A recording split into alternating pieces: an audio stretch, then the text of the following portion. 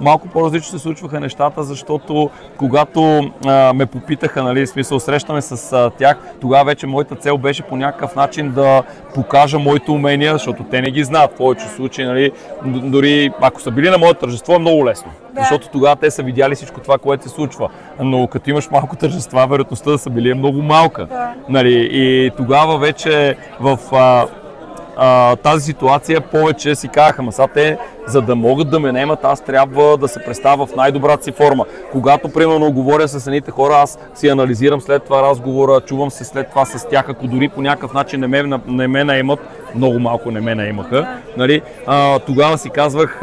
кои са нещата, които са ви повлияли да не ме наемат, и вече на следващата среща аз коригирам това нещо и го търся като грешка в работата си, за да случи. Тъй, че интервютата при мен са малко по-различни от класическите интервюта.